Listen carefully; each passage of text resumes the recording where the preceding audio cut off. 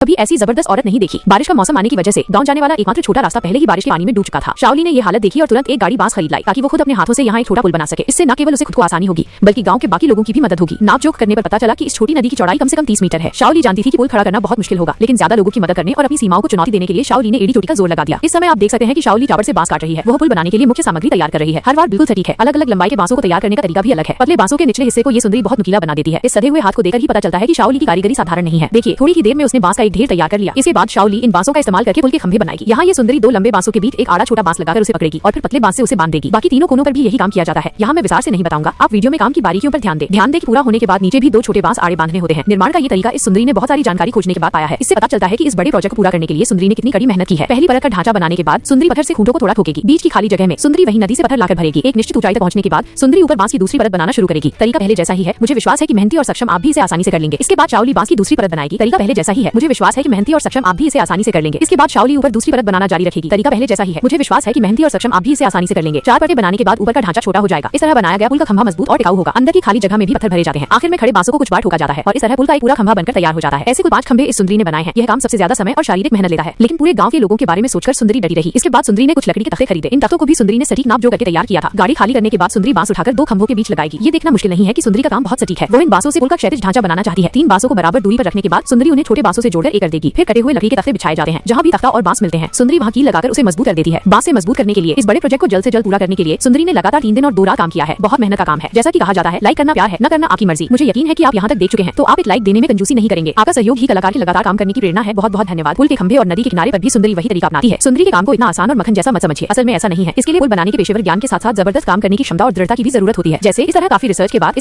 के बाद और हैरान कर देने वाले काम के बाद पूरे बांस के पुल का ढांचा सामने आ गया। सुंदरी भी उस पर चलकर उसकी मजबूती परखने के लिए बेताब है। लेकिन ये अभी खत्म नहीं हुआ है। इसके बाद सुंदरी कुछ लंबी बांस की पट्टियां निकालेगी और उन्हें तख्तों के दोनों ओर रखेगी और फिर नीचे से स्टील के तार से मजबूती से बांध देगी। इससे पुल की सतह का ढांचा और मजबूत हो जाएगा। पुल के खंभे और नदी के किनारे के जुड़ाव को और भी मजबूत करने की जरूरत है। बहुत से लोग नहीं जानते कि शाओली ने असल में बहुत पहले ही सही बांस की तलाश शुरू कर दी थी। रात में वो चांदनी और दिए की रोशनी में सीखती थी। वो एक योद्धा की तरह है जिसमें कभी हार न मानने वाला जज्बा है। और हाँ, बांस के पुल को रोकने की जगह सुंदरी इसे भी नहीं भूली। वह इसे जोड़ने के बाद किनारे पर पेड़ के ठूंठ से बांध देगी। अब इसके बाद सुंदरी कंक्रीट की बाल्टियां लाएगी और पहले से खोदे गए गड्ढों में डाल देगी। ऊपर पत्थर चिने जाते हैं। असल में सुंदरी यहाँ पुल की सतह को जोड़ने के लिए एक आधार तैयार कर रही है। सुंदरी पहले पत्थरों से एक यू आकार का ढांचा बनाती है। यहाँ सुंदरी की दीवार बनाने की कला की भी परीक्षा होती है, क्योंकि पत्थरों का आकार और समतलता अलग अलग होती है। तो आप समझ सकते हैं कि ये काम कितना मुश्किल है। लेकिन सुंदरी के लिए ये कोई बड़ी बात नहीं है। सीमेंट और रेत के मसाले के जमने का इंतजार करने के बाद सुंदरी उसके अंदर पत्थर भर देगी। इतनी मेहनती और सक्षम सुंदरी को देखकर कौन कह सकता है कि महिलाएं पुरुषों से कम होती हैं। थोड़ा समतल करने के बाद सुंदरी पुल का ढांचा उस पर रख देगी। हाथों में ताकत कम पड़ने पर वो अपनी पीठ की ताकत से उसे सही जगह पर सेट करती है। इसके बाद कुछ रेत लाकर उस आधार में डाली जाती है। यहाँ तक आते आते पूरे बांस के पुल का निर्माण भी खत्म होने वाला है। ऐसा शानदार काम देखकर सच में नमन करने का मन करता है। ये बांस का पुल न केवल गांव को बाहरी दुनिया से जोड़ता है बल्कि दिलों को भी जोड़ता है। तो आप लोगों का क्या ख्याल है? आप इसको 10 में से कितने नंबर देना चाहेंगे? और हाँ, सिंफ्रॉस्ट चैनल को सब्सक्राइब कर देना और सपोर्ट करते रहना ऐसे ही वीडियो के लिए। धन्यवाद।